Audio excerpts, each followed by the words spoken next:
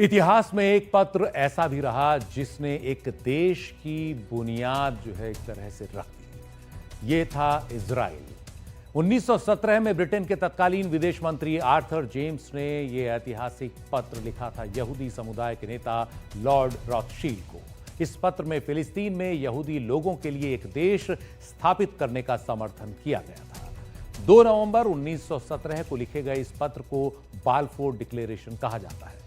इसमें ब्रिटेन के विदेश मंत्री आर्थर जेम्स बाल्फोर ने लिखा कि ब्रिटिश सरकार की तरफ से उन्हें यह बताते हुए खुशी हो रही है कि हमारी कैबिनेट ने फिलिस्तीन में यहूदी लोगों के लिए एक नेशनल होम यानी राष्ट्रीय घर स्थापित करने का प्रस्ताव पास किया है और इस लक्ष्य को हासिल करने के लिए पूरी मदद दी जाएगी।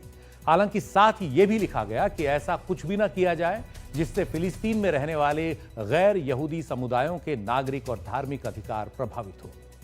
कई इजरायली मानते हैं कि बाल्फोर की घोषणा ने देश के तौर पर इजराइल के स्थापना में एक ऐतिहासिक भूमिका निभाई। फिलिस्तीन से ब्रिटेन की वापसी और संयुक्त राष्ट्र में पास बंटवारे की एक योजना के तहत 14 मई 1948 को एक अलग देश के तौर पर इजराइल की स्थापना हुई।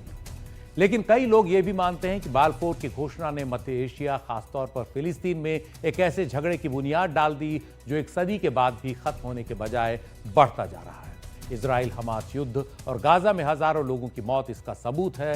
युद्ध खत्म होने का नाम नहीं ले रहा और यही वजह है कि जुलाई 2016 में तो यह भी सामने आया कि फिलिस्तीनी अथॉरिटी बाल्फोर डिक्लेरेशन के लिए ब्रिटेन की सरकार के खिलाफ अंतर्राष्ट्रीय अदालत में केस की तैयारी करने लगी।